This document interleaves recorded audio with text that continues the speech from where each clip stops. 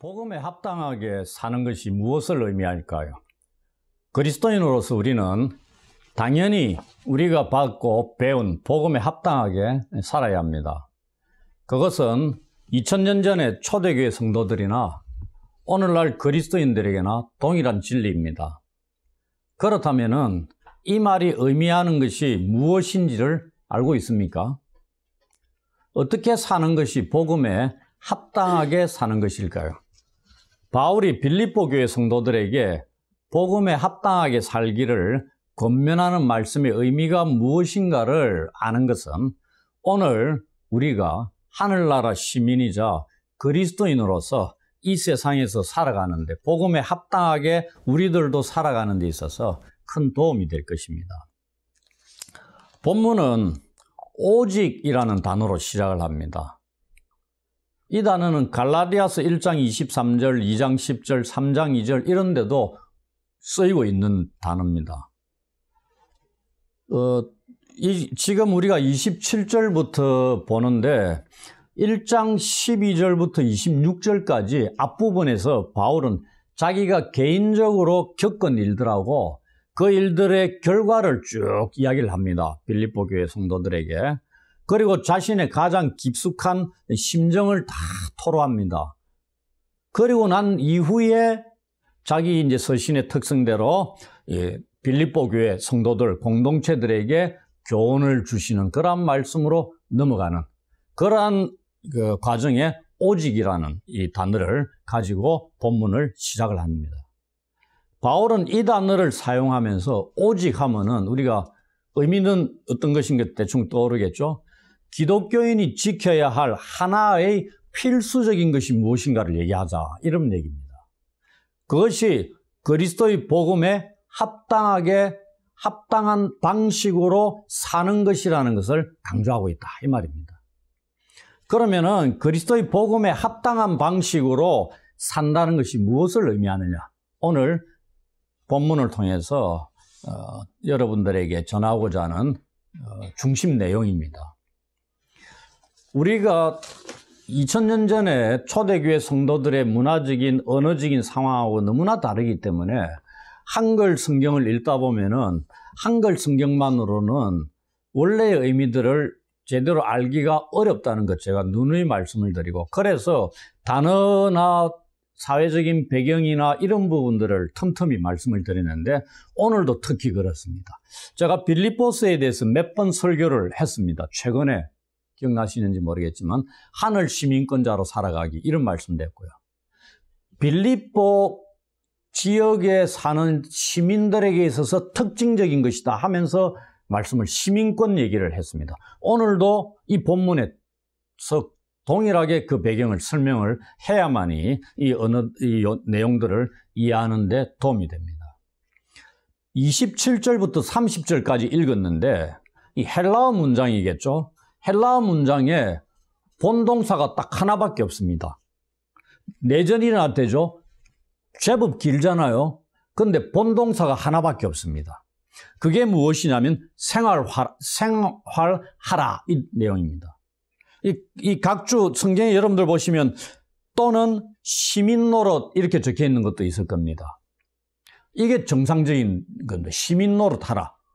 그러니까 우리는 그냥 생활하라, 살아가라 이런 내용인데 이 빌립보서에 나와 있는 이 생활하라는 폴리투 에스테라는 이 동사인데 이게 아주 특징적이고 희귀한 동사입니다.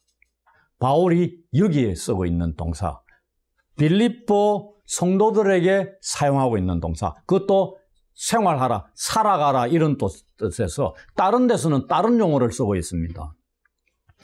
이 폴리투 에스테라는 이 동사는 원래 무슨 의미로 있냐면 이 폴리 하니까 여러분들 헬라 그리스 시대 폴리스라는 자유국가, 도시죠. 폴리스는 도시의 시민으로 살아가라 이런 뜻입니다.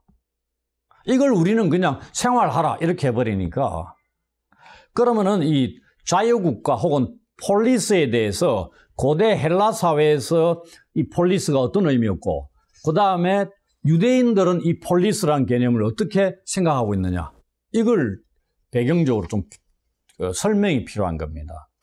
고대 헬라인에게 있어서 이 국가 혹은 폴리스라는 것은 장소적인 개념이 단지 장소적인 개념만이 아니었습니다. 사람이 살아가는 어떤 장소, 어떤 테두리 이런 의미만 있는 게 아니고 그 이 폴리스라는 의미에 담겨 있는 것은 이 사람들로 하여금 인간들이 쭉 살아가면서 선 가운데 최고의 선에 이르게 할 목적으로 이루어진 일종의 협력체, 공동체적인 의미가 담겨 있었습니다. 그래서 거기에 살고 있는 폴리스에 살고 있는 사람들은 이 공동체의 이익을 위해서 자기 자신에게 주어진 직무나 그 다음에 재능, 책임, 의무들을 충실히 이행해야 됩니다. 그러면서 개인 플레이하는 것이 아니라 상호관계, 상호의존 속에서 그것을 최고의 선을 이루어가는 그러한 개념들이 폴리스에 담겨 있었다 이 말입니다. 그러니 시민으로 살아간다. 자유국가의 시민으로 산다는 게 뭐냐면은 헬라인뿐만이 아니고 나중에 로마인들에게 있어서도 권리와 특권, 이 빌립보 시민들은 그런 의식을 갖고 있었죠. 권리와 특권을 의미함과 동시에 의무와 책임도 의미를 했다 이 말입니다. 이게 유대인들에게 넘어와서 유대인들은 이 폴리스라는 개념을 이 도시잖아요. 이걸 어디로 연결했냐면은 하나님 나라의 이 큰 왕의 성의 개념으로 옮겨갔다 이 말입니다. 이게 궁극적으로 이 땅에서는 어디죠? 예루살렘이다.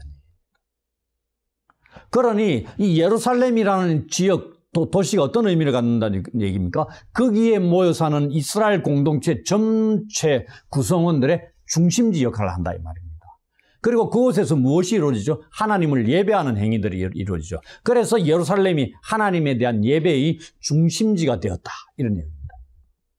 그러니 명절 때만 되면 모든 백성들이 다 예루살렘으로 올라가는 겁니다.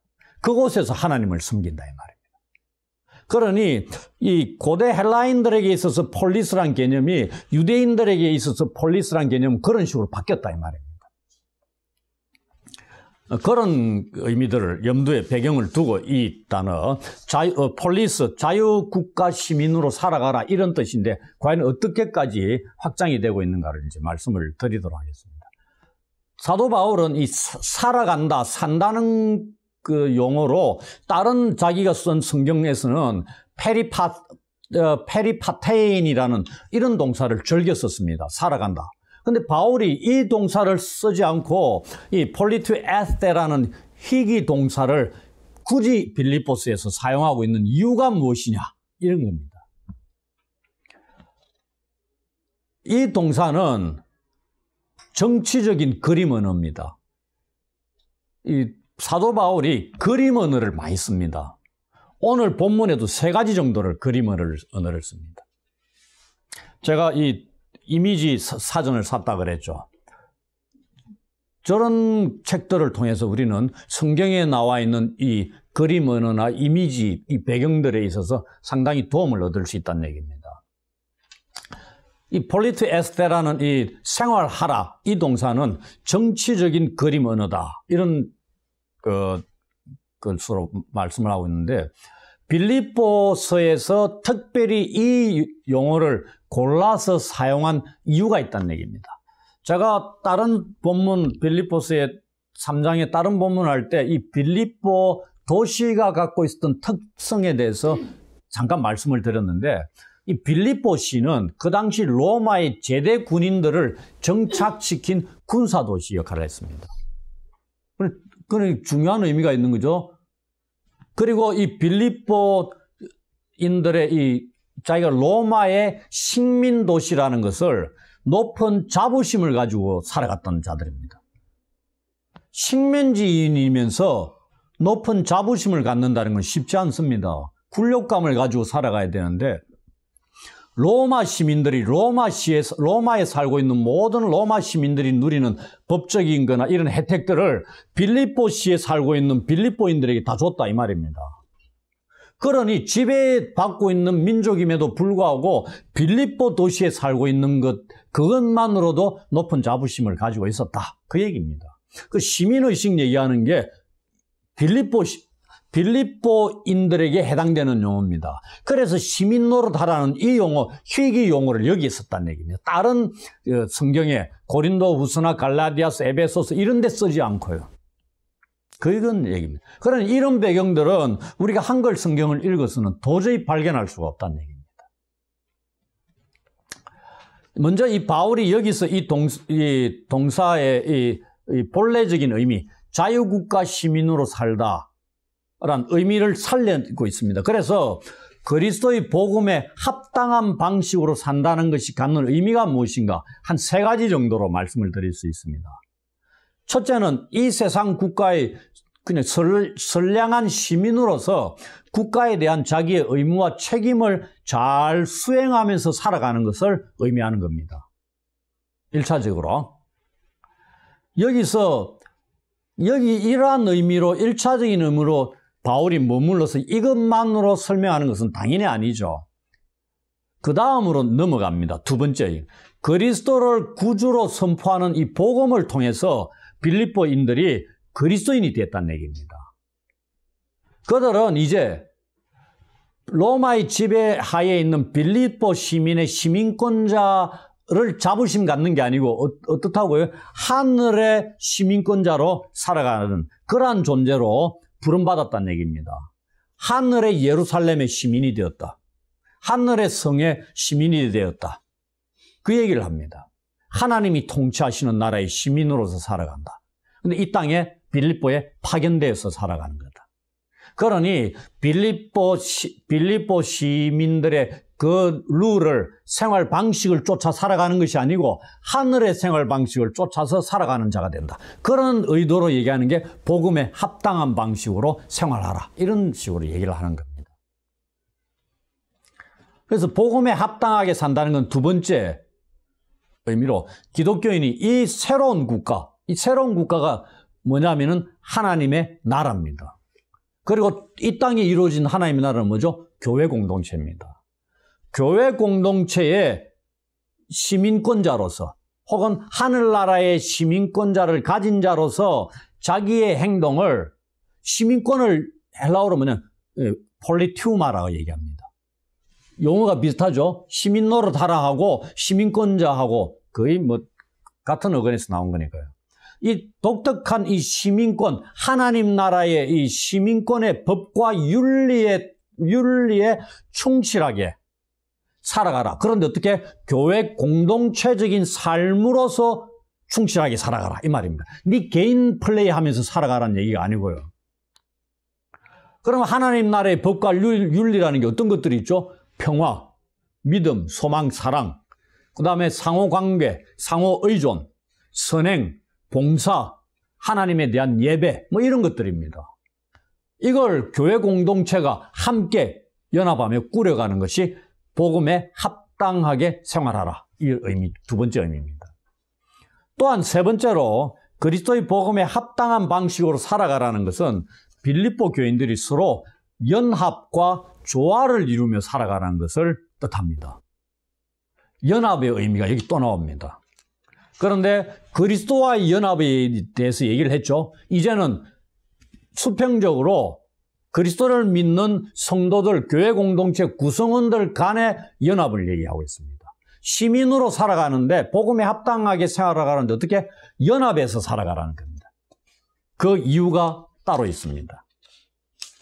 이것은 그들이 천국의 시민들이고 새로운 공동체의 파트너들이라는 사실에서 자연스럽게 우러나오는 결과이기도 합니다. 그래서 이제 그 다음 구절 보면 바울이 빌립보 교회 성도들에게 한 마음으로 서서 한 뜻으로 복음의 신앙을 위하여 협력하는 것을 기대한다고 얘기하고 있습니다. 여기에 용어들에 두 가지 또 다른 그림 언어들이 나옵니다. 하나는 서서, 하나는 협력하는 것. 이 의미들이 그림 언어입니다. 바울이 지금 빌립보 성도들에게 그들이 기독교인으로서, 그리스도인으로서 한 마음으로 굳게 서서 함께 싸우며 서로가 협력하여 연합전선을 형성하는 것이 승리를 위한 최선의 전략이라고 알려주고 있는 겁니다. 여기에서 이 서서는 우리 성경에는 이거는 우리 성경에는 서서 돼 있는데 굳게 서다는 의미입니다. 이 용어가 군사적인 그림 언어입니다. 의미가 뭐냐면 어깨와 어깨를 나란히 맞대고 늘어서 있는 군대가 방패를 들고 굳건히 서서 다가오는 적을 맞서 있는 그런 그림 장면을 연상하시면 됩니다. 그게 서서라는 용어입니다. 그래서 굳건함이나 한결같음 또는 전투가 치열해서 자기의 초소를 결코 떠나지 않으려고 결심한 병사들의 불굴의 용기라는 의미를 지니고 있는 단어가 서서입니다. 그러니 군사적인 그림 언어가 되는 거죠. 그리고 이 두 번째, 이제 세 번째가 협력한다는 게 뭐냐면은 이 협력한다는 거는 우리가 운동 경기 언어입니다. 좀 이따가 설명을 드리고요.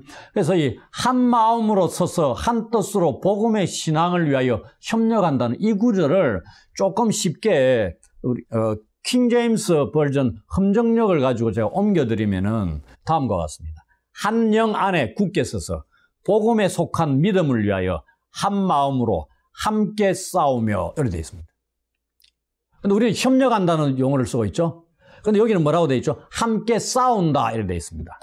이게 싸우는 게 섰기 때문에 군사적인 용어가 나왔기 때문에 군사적으로 전장에서 싸우는 거다. 그게 아니고요. 이 싸운다는 얘기는 운동 경기 얘기입니다. 또 이미지가 바뀌는 겁니다. 그건 조금 이따가 말씀을 드릴게요. 그러니 이런 단어에 담겨 있는 의미들을 파가지 못하면 이게 뭘 의미하는지 정확하게 어떤 의미를 갖고 우리한테 알려지는지 잘 모르는 거죠. 군사적인 이미지에다가 운동 경기 이미지로 넘어가고 있는 이런 것들도 파악하기가 어렵다는 얘기입니다. 그리고 이 한 마음과 한 뜻 같은 의미로 보시면 됩니다.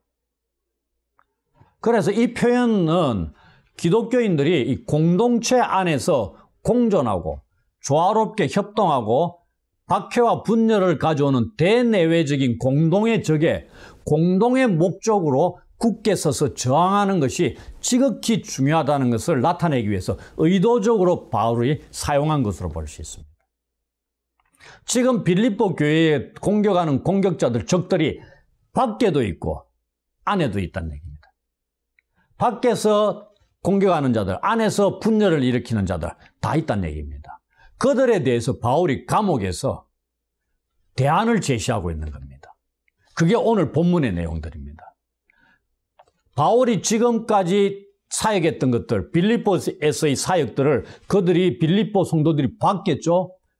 어떻게 바울이 복음을 지키고자, 복음의 신앙을 지키고자 싸우는가? 그런데 지금은 감옥에 갇혀 있기 때문에 못 보는 거죠. 그런데 이전의 것들을 딱 얘기를 하는 겁니다. 너희들이 보았던 것들.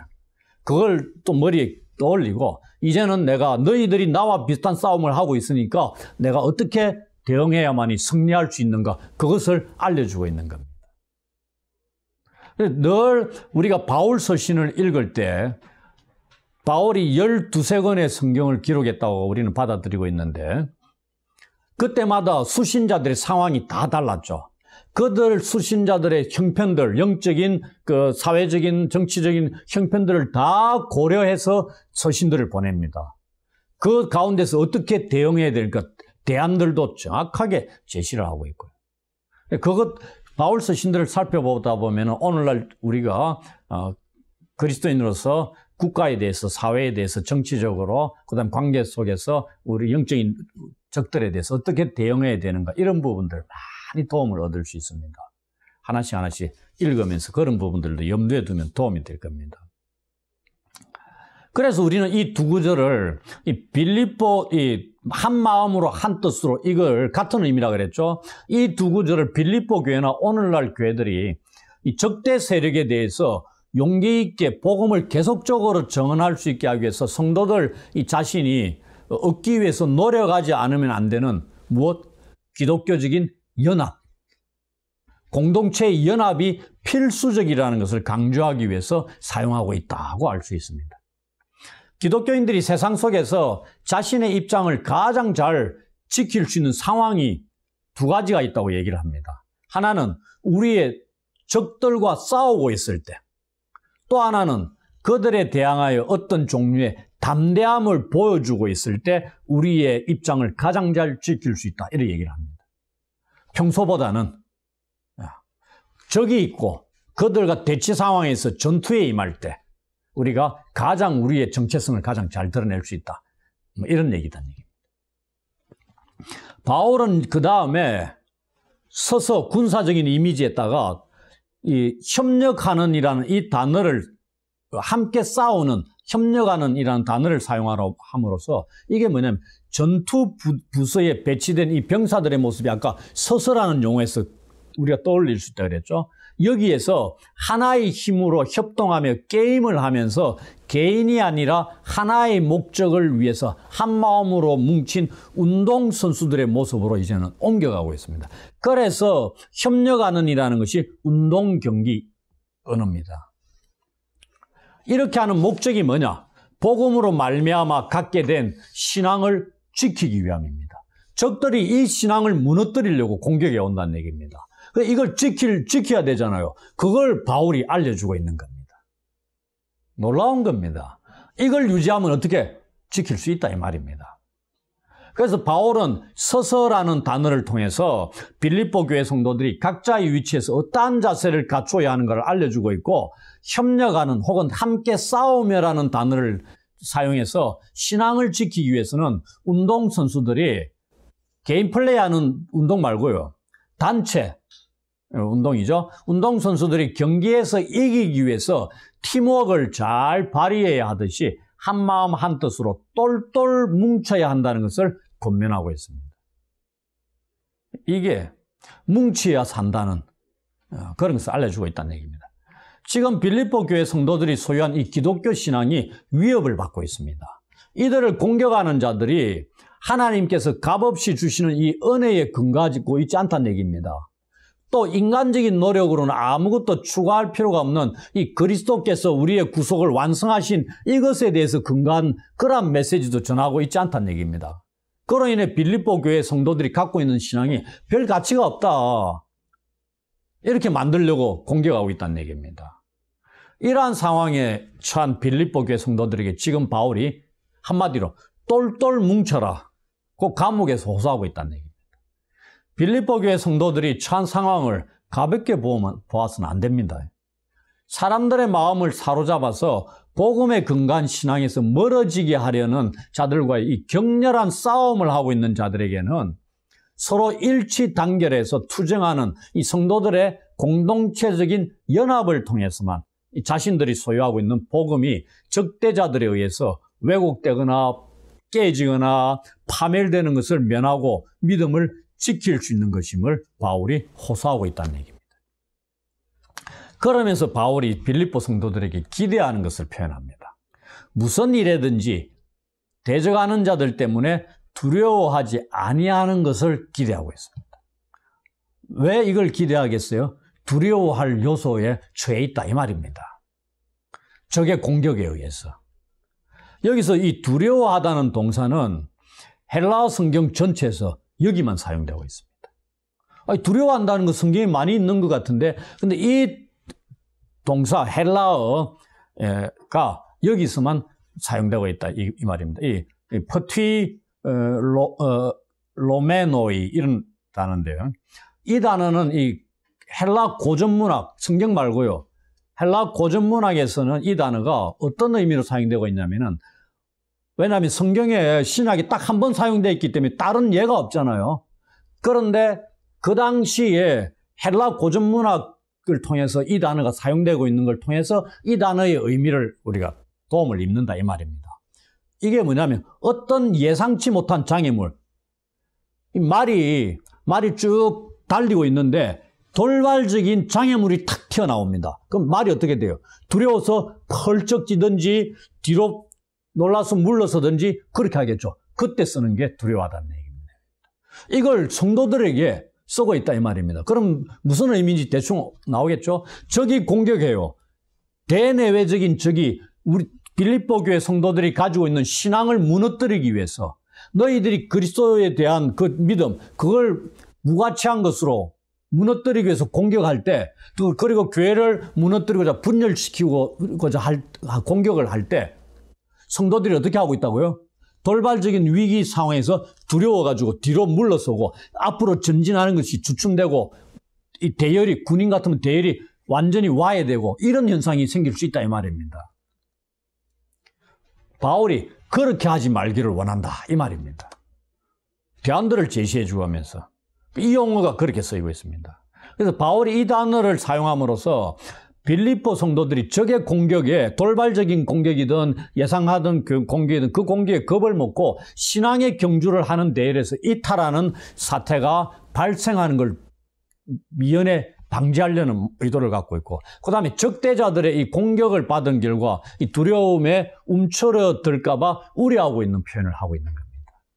그런데 빌립보 교회에 속한 이 밖에서 공격하는 이 적대자들이 누구인가를 한마디 탁 집어서 얘기를 안 합니다. 근데 우리가 성경 전체를 보면은 이 바울 서신을 볼 때 항상 같이 봐야 될 게 뭐냐면 사도행전입니다. 바울의 3차 전도 여행 과정들이 다 기록이 돼 있잖아요. 그리고 교회를 세운 것들, 성도들을 만난 것들, 그 다음에 핍박을 받은 것들 다 기록이 돼 있습니다.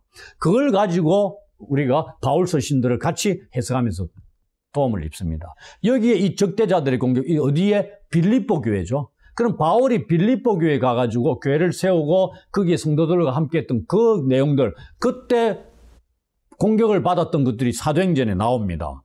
그게 사도행전 17장에 보면 나오는데 그게 누가 공격하겠어요? 요한계시록에서도 소아시아 7교회를 공격하는 주 원수들이 누구라 그랬죠? 유대인들입니다.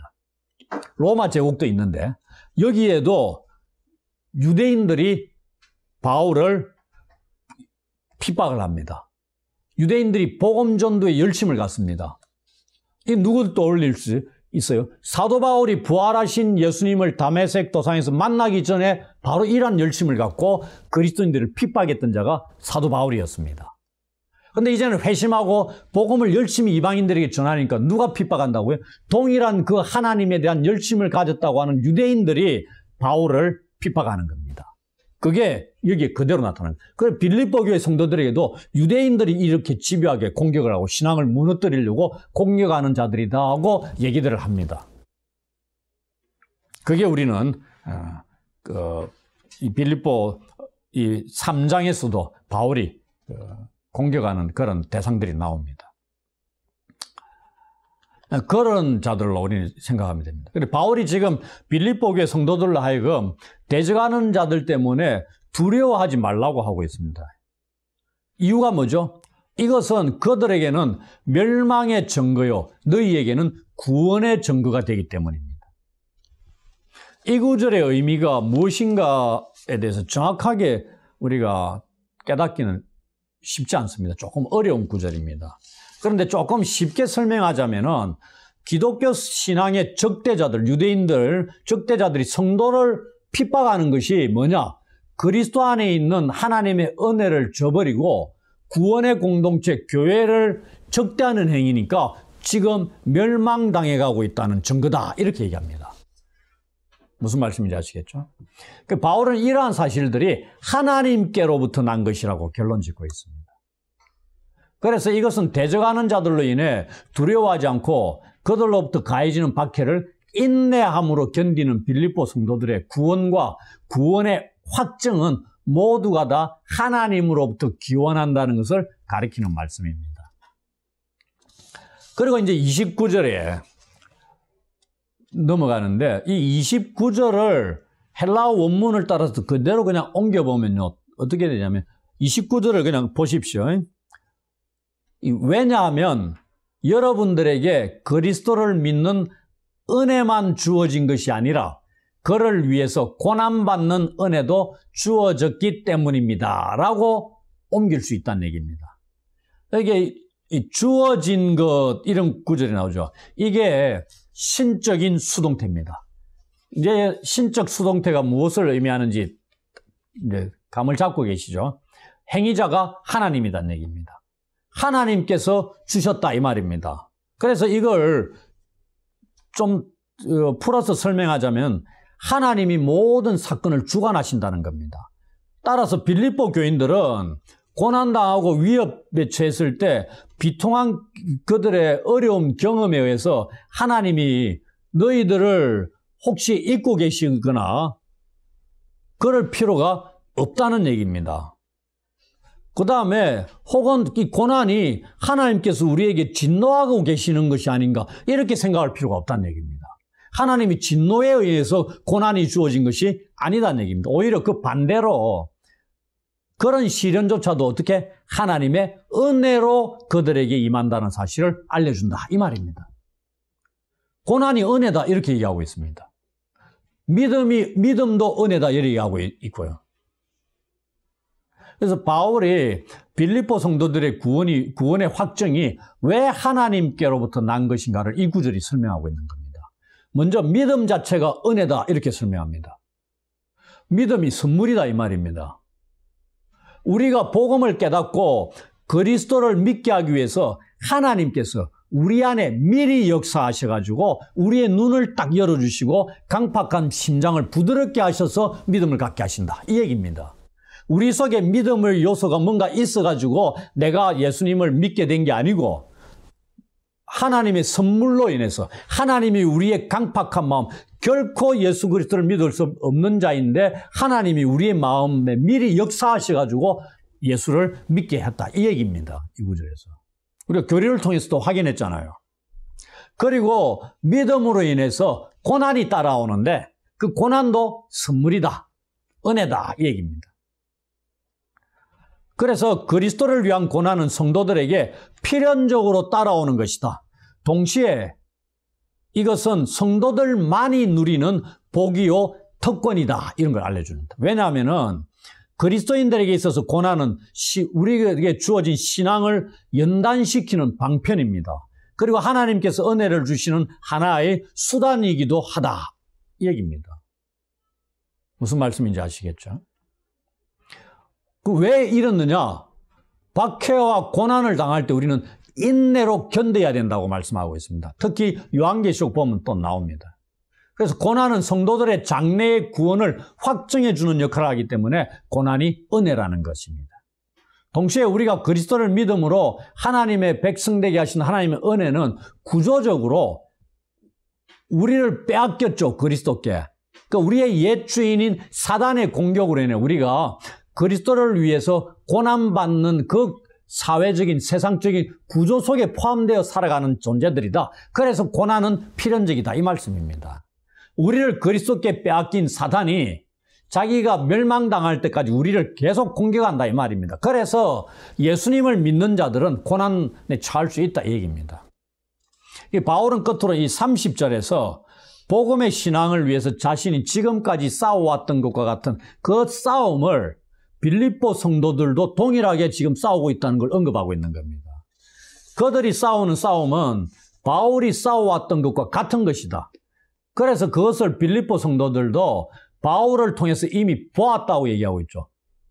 우리가 사도행전 16장에 보면은 빌립보 성도들이 바울의 행위를 보는 겁니다. 직접 그때는 이번에는 그 다음에 들은 것은 어떻게? 사도행전 24장, 25장의 것들을 빌립보 성도들이 듣습니다.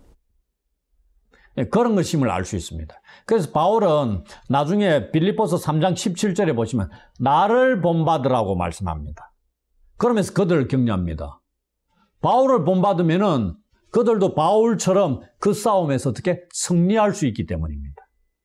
우리도 마찬가지죠. 복음의 신앙을 굳게 하기 위해서 우리에게 닥친 그리고 앞으로 닥치게 될 그 고난을 견디고 이기기 위해서는 우리가 예수님을 본받는 건 당연한데 바울도 바울을 본받을 필요가 있다 이 말입니다. 그러면 우리도 그 고난에서 이길 수 있다는 얘기죠. 우리는 이 본문을 통해서 그리스도의 복음에 합당하게 산다는 것의 의미가 무엇인가를 살펴보았습니다.